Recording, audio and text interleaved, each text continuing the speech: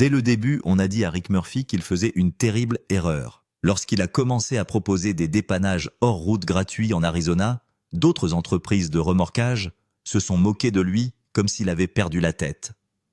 Des récupérations dangereuses dans des canyons profonds, des camions bloqués, ensevelis dans des tempêtes de neige, des plateformes cassées à des kilomètres de la chaussée, des travaux qui coûtent normalement des milliers de dollars. Et Rick les faisait gratuitement. Pour tous ceux qui regardaient en de l'extérieur, cela ressemblait moins à un plan d'affaires qu'à une voie rapide vers la faillite. Même ses proches l'ont remis en question. Son propre père avait renoncé au remorquage lourd parce qu'il savait exactement ce que cette vie pouvait faire à un homme. Le travail était brutal, imprévisible et coûteux d'une manière que l'argent ne pouvait pas toujours régler. Cela a épuisé votre corps, votre patience et parfois votre famille aussi. Mais Rick a quand même continué. Il a continué à filmer, à sortir les gens d'endroits impossibles et à refuser de payer même si personne ne comprenait pourquoi. En 2025, ces récupérations gratuites s'étaient transformées d'une manière ou d'une autre en un empire de plusieurs millions de dollars. Les mêmes personnes qui riaient autrefois essayaient maintenant de comprendre comment tout donner l'avait rendu riche. Cela sonnait à l'envers parce que c'était à l'envers. Dans un monde où tout le monde vous apprend à protéger d'abord le profit, Rick a bâti sa réputation en résolvant d'abord les problèmes et en laissant l'argent arriver plus tard. Cette réponse change tout ce que les gens pensent savoir sur la création d'une entreprise. Mais Rick Murphy ne s'est pas lancé dans le remorquage comme un homme à la recherche d'une tendance. Bien avant que son nom ne signifie quoi que ce soit en ligne, avant que les caméras et les réseaux sociaux ne le suivent, le travail était déjà dans son sang. Au milieu des années 1960, son grand-père conduisait de lourdes dépanneuses dans le nord de l'Arizona, tirant des machines cassées hors de pays accidentés, où la terre ne montrait aucune pitié et où les erreurs avaient de réelles conséquences. Il ne s'agissait pas d'un remorquage urbain, c'était de l'acier contre le désert du poids, contre la gravité et de la survie contre un terrain qui ne se souciait pas de savoir si vous rentriez chez vous. Dans les années 1980, le père de Rick avait pris la relève, mais des années de convalescence brutale et lourde avaient déjà laissé des traces. Il avait vu assez de tensions, assez de risques et assez de boulot qui tournaient mal sans avertissement. Finalement, il s'est éloigné des dépanneuses lourdes et s'est tourné vers des travaux plus légers, le remorquage de véhicules légers, un atelier de mécanique et la vente de pneus à Ashfork. Cela a permis à la famille de rester à flot et de rendre la vie plus stable, mais les histoires d'antan n'ont jamais disparu. Rick a grandi en entendant parler d'un camion Mack des années 1960, équipé d'une dépanneuse Holmes 750, faite maison, le genre de machine construite avant que les ordinateurs ne prennent tout le contrôle. À l'époque, la récupération dépendait de l'acier du poids, de l'instinct et du courage. Ce camion gémissait sous des charges impossibles, et avant même que Rick ne soit en âge de conduire, il connaissait déjà le bruit d'un moteur diesel implorant un coup de plus. Certains enfants grandissent autour des jouets. Rick a grandi autour de machines qui semblaient se battre pour leur survie. Ce genre d'enfance façonne une personne d'une manière que l'on ne remarque que bien plus tard. Pendant que d'autres enfants jouaient au ballon ou faisaient du vélo en ville, Rick se tenait dans les garages, regardant les moteurs comme s'il parlait une langue qu'il devait apprendre. Il écoutait plus fort que la plupart des adultes ne le font jamais. Il prêtait attention au son que la plupart des gens ignoraient, le coup d'avertissement, le ralenti faible, la petite vibration avant une panne. L'Arizona était dur avec les machines. La chaleur du désert cuisait les pièces de l'intérieur vers l'extérieur. Le terrain accidenté a secoué les suspensions fissurées les soudures et puni les moteurs jusqu'à ce que les pannes deviennent normales au lieu de surprendre. Rick ne se contentait pas de regarder les réparations se produire comme un divertissement. Il voulait comprendre la raison de chaque échec. En tant que jeune adolescent, il est devenu obsédé par le moment exact où les choses se sont cassées. Il voulait savoir pourquoi une culasse se déformait sous l'effet de la chaleur. Pourquoi un piston grippait sans avertissement. Pourquoi une came cassait après trop de pression et trop peu d'entretien. Alors que la plupart des garçons de son âge suivaient les résultats sportifs, Rick suivait le son du métal sous l'effet du stress. Petit à petit, cela a construit en lui quelque chose de rare, l'instinct d'un mécanicien mêlé à la patience d'un opérateur de dépannage. Vers l'âge de 12 ans, il se lançait déjà dans des moteurs avec un réel objectif. Il ne poursuivait pas un passe-temps et n'essayait pas d'impressionner qui que ce soit. Il essayait de comprendre les points faibles avant qu'ils ne se transforment en désastre sur la route. Après l'école, au lieu de perdre des heures, il démontait les carburateurs, étudiait les pièces usées et remontait les pannes, comme pour résoudre une scène de crime. À 14 ans, il pouvait diagnostiquer lui-même le décalage du turbo sur les vieux camions Mack. Ce n'est pas une curiosité normale chez les adolescents. C'est quelqu'un qui pensait déjà comme un professionnel, bien avant que la vie ne lui donne officiellement le titre. Il ne se contentait pas de solutions temporaires ou de réparations rapides qui ne lui permettaient que de gagner quelques semaines supplémentaires d'exploitation. Il voulait savoir comment maintenir une machine en vie. En vieillissant, cette obsession n'a fait que s'approfondir. Il a arrêté de penser en termes de correctifs et a commencé à penser en termes de reconstruction complète. Adolescent à la fin des années 1980 et au début des années 1990, il démontait les moteurs pièce par pièce, presque comme s'il résolvait des énigmes que personne d'autre n'avait la patience de terminer. Chaque boulon retiré était une autre réponse qui attendait en dessous. Il a étudié les pannes que d'autres ignoraient, joints toriques grillés, culasses, fissurés, problèmes de suralimentation, composants fragiles qui tombaient en panne après trop de kilomètres difficiles et systèmes de carburant qui se transformaient lentement en bombes à retardement coûteuses. Il n'était pas intéressé à faire survivre quelque chose juste assez longtemps pour qu'il quitte le magasin. Il voulait le reconstruire pour qu'il ne revienne plus cassé. Cette différence d'état d'esprit est importante car elle différencie un mécanicien de quelqu'un qui comprend vraiment l'échec. Cette façon de penser est devenue encore plus nette lorsqu'il s'est concentré sur le Ford Sept 3 L Powerstroke, le moteur diesel qui a dominé les camionnettes lourdes de 1994 à 2003. Beaucoup de gens aimaient ce moteur pour sa force et sa réputation, mais Rick connaissait aussi bien ses mauvaises habitudes que ses points forts. Il savait que les injecteurs pouvaient rester bloqués et laisser les propriétaires bloqués au pire moment possible. Il savait que les bottes du refroidisseur intermédiaire pouvaient exploser sous l'effet du boost et créer des problèmes souvent mal diagnostiqués. Il comprenait les problèmes de refroidisseur d'huile qui se transformaient discrètement en panne plus importante s'ils étaient ignorés trop longtemps. Plus importante encore, il savait comment les améliorer. Il a appris quelle mise à niveau fonctionnait réellement, quels correctifs de rechange n'étaient que des mensonges coûteux et quels panneaux d'avertissement vous indiquaient que quelque chose de grave allait arriver avant que le camion ne vous bloque sur l'autoroute. Ce genre de connaissances lui a valu une valeur que les concessionnaires ne pouvaient souvent pas égaler. Vers 2000, il réparait plus de 50 camions locaux par an et lisait les problèmes de Powerstroke, avec un instinct qui manquait même à certains concessionnaires. Les gens lui amenaient des camions parce qu'ils pouvaient entendre ce que les autres manquaient, mais même si sa réputation grandissait, l'entreprise familiale avait déjà changé de direction. Son père s'était éloigné des dépanneuses lourdes pour une bonne raison. Le remorquage lourd épuise les gens d'une manière que les étrangers comprennent rarement. Il ne s'agit pas seulement d'un travail pénible, il s'agit d'un risque constant d'horaires interminables et de la compréhension qu'un mauvais appel peut coûter bien plus que de l'argent.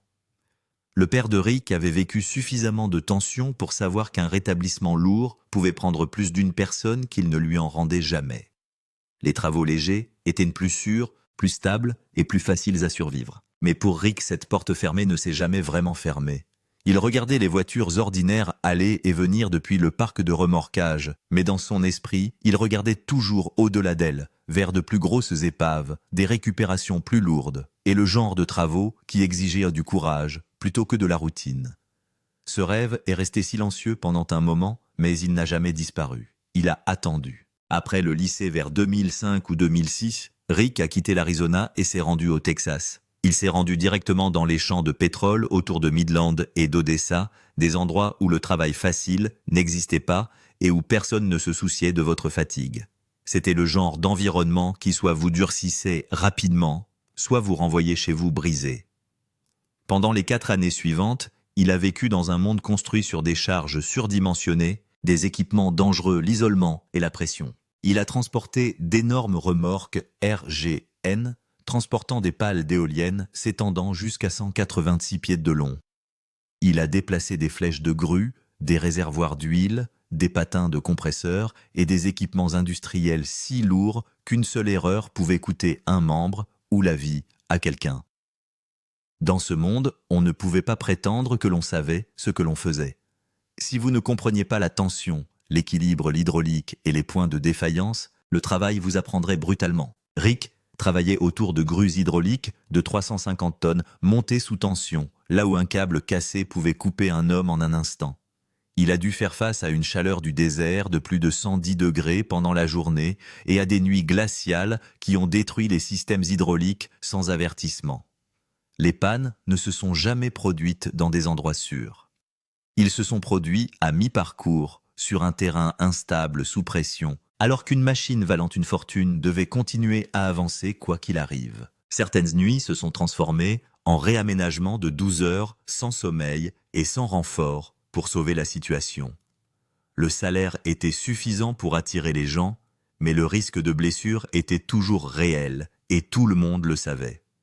Des amis ont été écrasés par des points de pincement. Les échecs à proximité sont devenus mortels sans avertissement.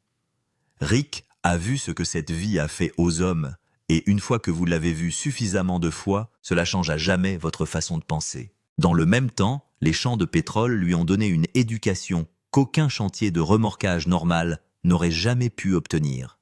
Il a appris ce qui se passait lorsque les systèmes hydrauliques se bloquaient sous des milliers de PSI et à quelle vitesse la pression pouvait transformer un travail de routine en désastre. Il a appris comment des pannes électriques pouvaient détruire des modules de contrôle coûteux en quelques secondes. Il a vu ce que coûtaient réellement les soudures ratées, les mauvais gréements, les équipements surchargés et les hypothèses paresseuses. Il a également vu le côté le plus laid de l'industrie, les échecs humains.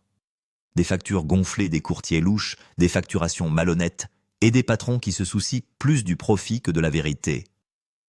Il a observé les équipes effectuer un travail dangereux pendant que les entreprises récupéraient de l'argent et l'expliquaient avec des mots raffinés. Les gens ont payé des sommes folles pour un travail douteux et des réponses vagues parce qu'ils n'avaient pas d'autre choix. En 2014 et 2015, travaillant dans les opérations de grue, les travaux de transport lourd, et plus tard dans le secteur du câble, il avait dépassé le cadre du travail ordinaire en atelier. Il était confronté à des matières dangereuses, des explosifs, des sites instables, des systèmes sous pression et des pannes à l'échelle industrielle qui auraient submergé la plupart des mécaniciens avant le déjeuner. Chaque jour exigeait du calme sous la pression. Chaque erreur entraînait de réelles conséquences. Le Texas l'a endurci, mais cela lui a aussi montré quel genre d'homme il n'a jamais voulu devenir. Il a vu trop de gens s'enrichir en se cachant derrière la confusion et en accusant les gens de désespoir. Cela lui est resté plus que l'argent. Quelque part au milieu de toute cette pression, Rick a pris une décision discrète. Si jamais il construisait quelque chose de lui-même, cela ne fonctionnerait pas comme ça. Ainsi, lorsqu'il est finalement retourné en Arizona vers 2010, il a ramené chez lui bien plus que des cicatrices liées aux champs de pétrole. Il a apporté une norme différente.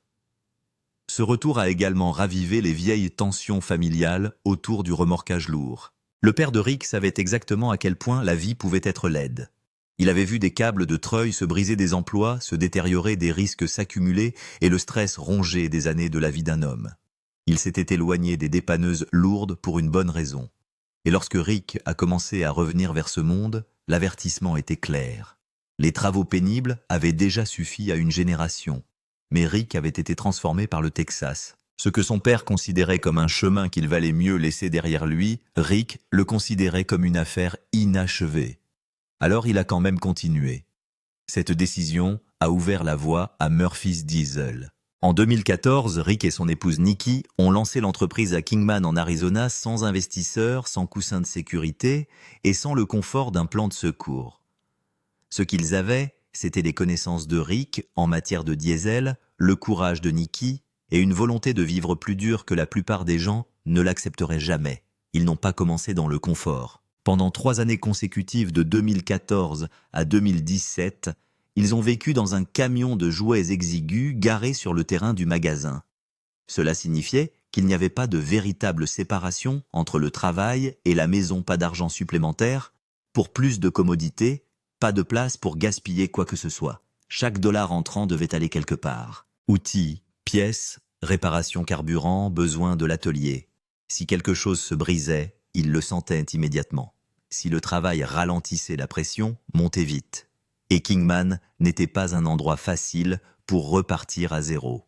Il se trouvait le long du couloir I-40, où les camions tombaient souvent en panne et où les accidents se produisaient fréquemment.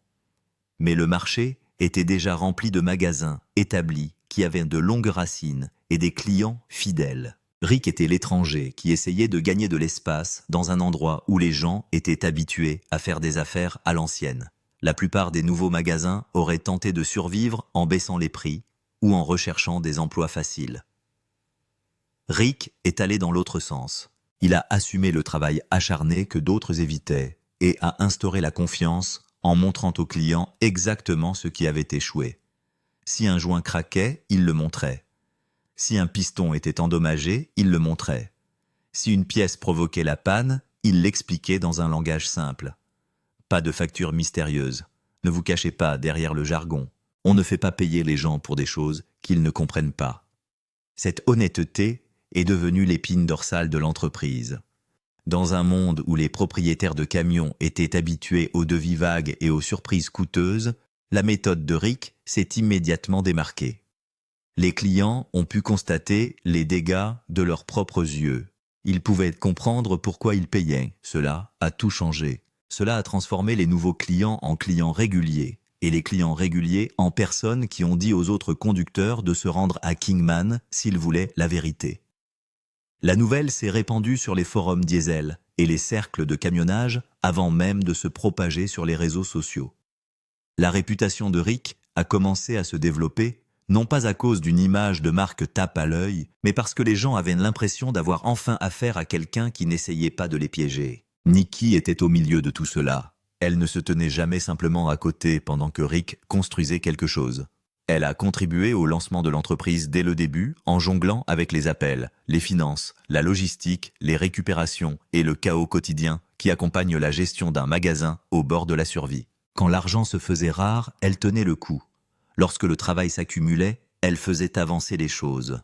Au fil du temps, elle est devenue une véritable force opérationnelle dans l'entreprise, aidant non seulement Rick à maintenir l'entreprise en vie, mais aussi à la transformer en quelque chose de bien plus grand que ce que ses premières années difficiles avaient promis. Et puis était venu l'un des mouvements les plus audacieux jamais réalisés par Murphy's Diesel.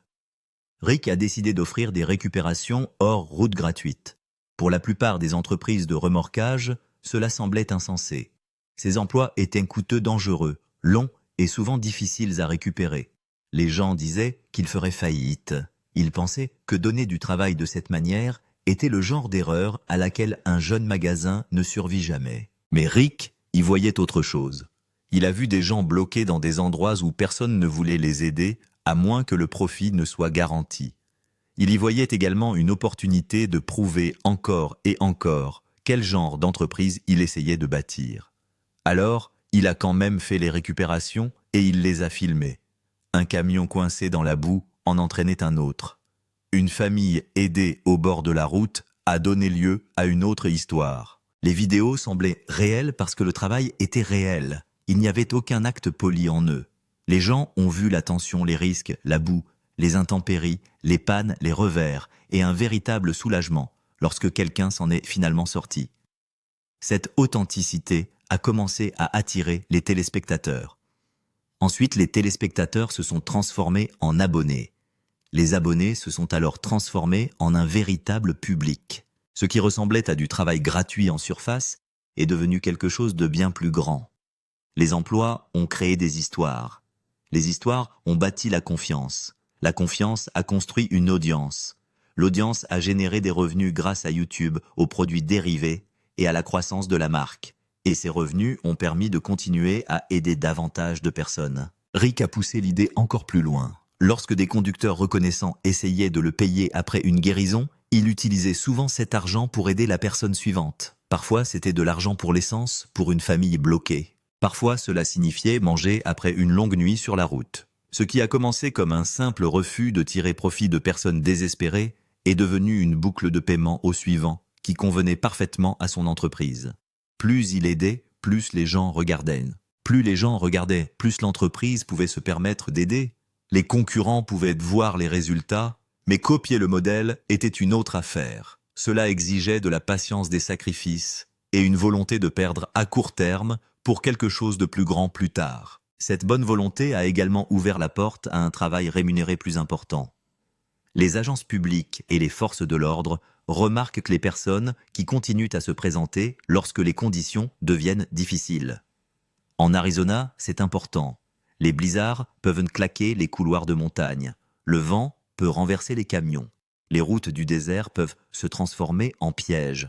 Lorsque les tempêtes ont fermé des tronçons de l'I-40 et que les conducteurs ordinaires se sont retrouvés bloqués dans des files de véhicules, Murphy's Diesel était là pour libérer les gens. Lors d'une tempête majeure en mars 2025, Rick et son équipe ont travaillé de longues heures dans la neige, aidant des dizaines de véhicules bloqués et avertissant les conducteurs de s'éloigner des routes que leurs véhicules ne pouvaient pas emprunter.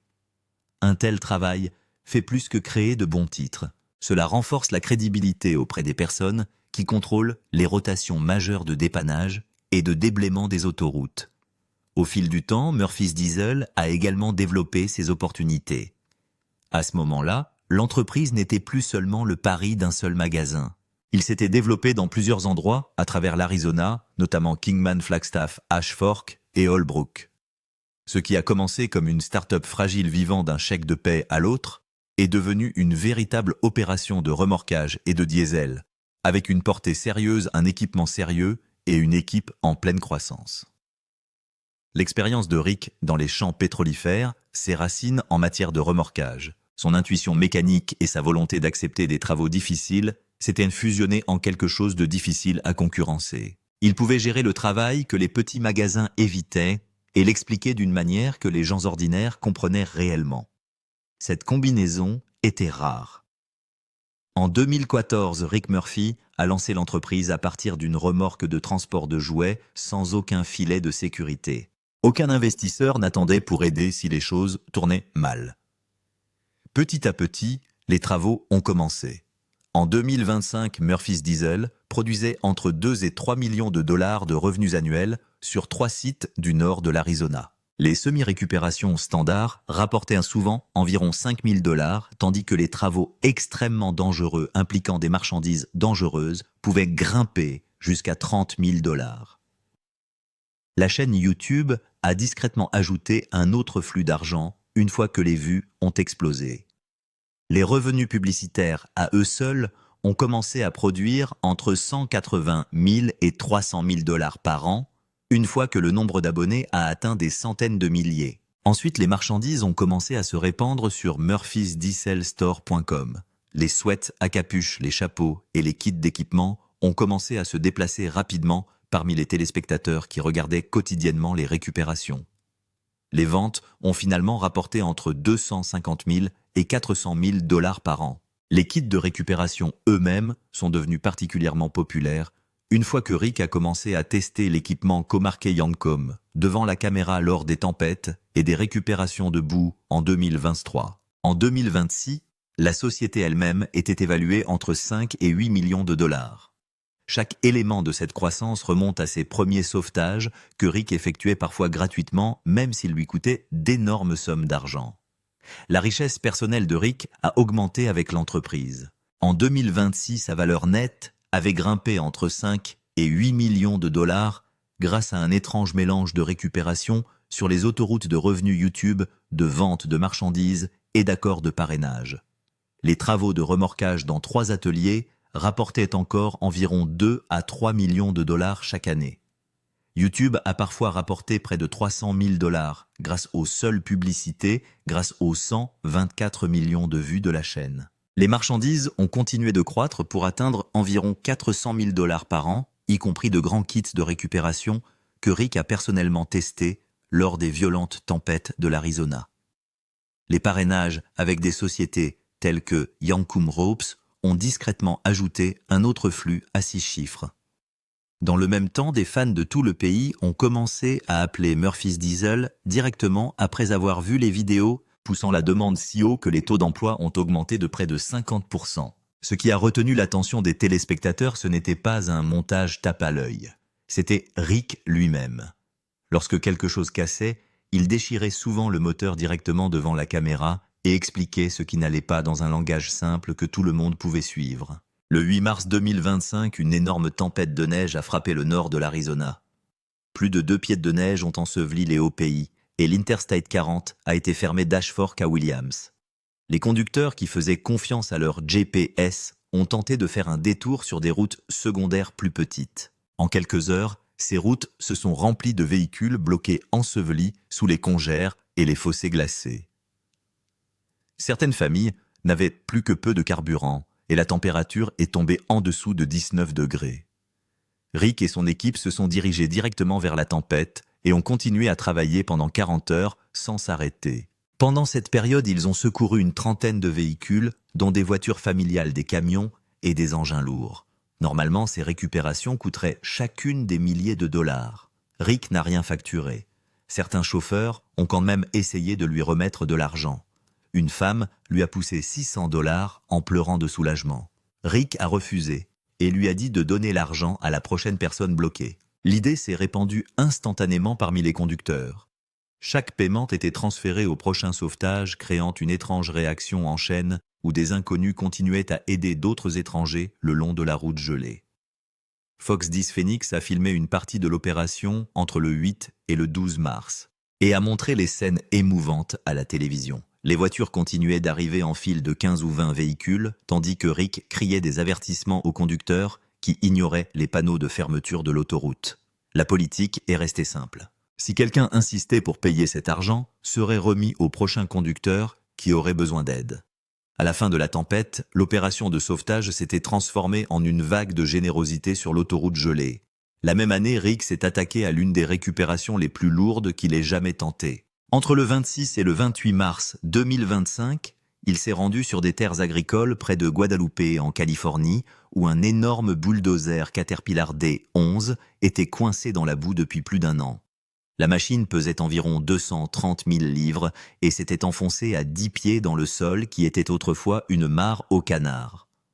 Plusieurs tentatives pour le libérer avaient déjà échoué et certains engins de sauvetage s'étaient eux-mêmes retrouvés coincés. Rick a conduit 10 heures depuis l'Arizona pour atteindre le site. Du jour au lendemain, il a construit des boîtes de treuil personnalisées soudées de lourds anneaux en D à une lame D9 et assemblé un énorme système de traction utilisant 20 et une poulie ouvrante et près de 1000 pieds de cordes synthétiques. 2 excavatrices géantes, un bulldozer D8 et un immense réseau de câbles ont produit près de 550 000 livres de force de traction, tandis que l'aspiration de la boue ripostait avec la même force. Le travail a duré 3 jours. Le premier jour, le bulldozer a finalement bougé de 14 pieds. Lentement, la boue gelée se fendit et la machine géante se libéra. Rick n'a rien facturé pour le travail. Le même esprit l'a emporté à des milliers de kilomètres au début de 2026. Une jeune famille d'agriculteurs de Juanita, dans le Nebraska, avait une toute nouvelle chargeuse compacte coincée 4 pieds sous la glace dans un champ marécageux. Les entreprises locales ont refusé le travail ou ont proposé des prix que la famille ne pouvait pas se permettre. Rick a emballé 92 livres de matériel de gréage dans des valises et s'est envolé de l'Arizona à Denver avec sa femme Nikki et leur fille.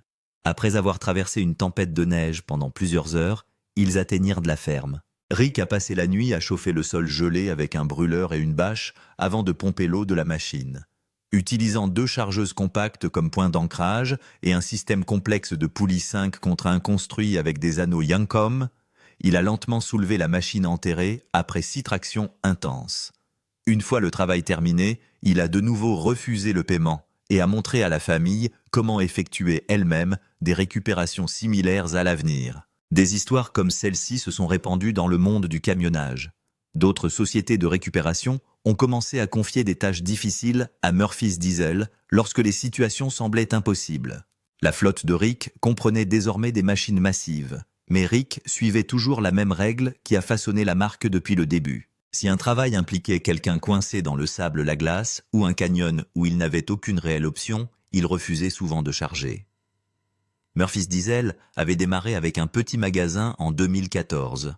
En moins d'une décennie, elle était devenue une chaîne d'opérations gardant l'une des autoroutes les plus dangereuses de l'Arizona. L'Interstate 40 s'étend sur plus de 160 miles entre Ashfork et Holbrook, traversant des montagnes de haute altitude, des zones de neige soudaines, des vents violents du désert et de longues distances vides où l'aide peut mettre des heures à arriver.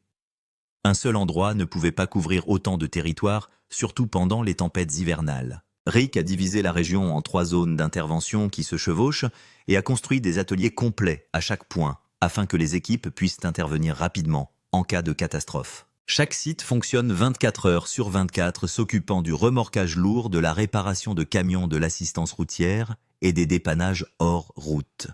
Le travail ne s'arrête jamais vraiment. Lors de diffusions en direct, Rick a parfois admis que gérer 3 opérations très chargées, à la fois, peut s'avérer financièrement brutal, en particulier lorsque les grands projets et la construction de nouveaux camions entrent en collision avec des mois lents. Pourtant, le réseau ne cesse de s'étendre car l'autoroute ne dort jamais. Les camions eux-mêmes sont devenus des personnages que les téléspectateurs reconnaissent instantanément. Big Booty Judy a déjà reçu un épisode d'adieu complet en 2025, lorsque Rick a transporté le camion jusqu'au Tennessee pour le livrer à son nouveau propriétaire. Hellboy domine les récupérations tout-terrain et les démonstrations d'événements. War Machine apparaît lors des renversements sur autoroutes les plus dangereux. Même les plus petits véhicules tournent à travers des histoires où ils sont introduits, modifiés, cassés et reconstruits devant le public. Pour de nombreux téléspectateurs, la flotte ressemble presque à un groupe de personnalités mécaniques se déplaçant à travers une longue histoire qui se déroule. La marchandise a transformé cette histoire en une deuxième activité.